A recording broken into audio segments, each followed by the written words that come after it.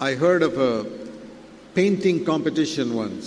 ஒரு முறை ஒரு ஓவியம் தீட்டும் வண்ணம் தீட்டும் போட்டி நடைபெற்றது. And that said the first prize, the subject is peace, a picture of peace. அந்த போட்டியினுடைய கருப்பொருள் சமாதானம். Can you draw a painting of peace? சமாதானத்தை சித்தரிக்கக்கூடிய ஒரு ஓவியத்தை வரைய முடியுமா? So many painters painted a beautiful sunset or a fields which are green.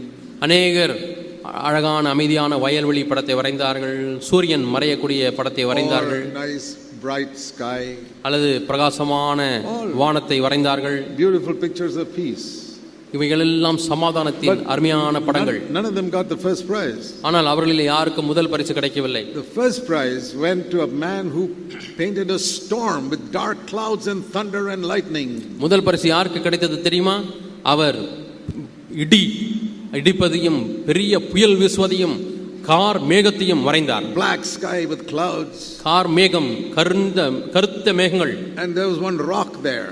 அங்கே ஒரு பாறை இருந்தது. And in the rock there was a hole. அந்த பாறைக்குள்ளே ஒரு துவாரம் இருந்தது. And inside that hole one bird was singing happily.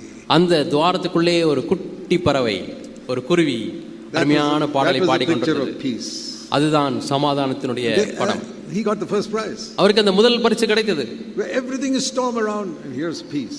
எல்லா சுற்றிலும் பார்த்தால் புயல், ஆனால் இங்கே இளைப்பாறுதல். Is how a Christian is supposed to be. எப்படிதான் ஒரு கிறிஸ்தவன் இருக்க வேண்டும்? Come to me. என்னிடத்திலே வா and I will give you rest. நான் உனக்கு இளைப்பாறுதலை தருவேன்.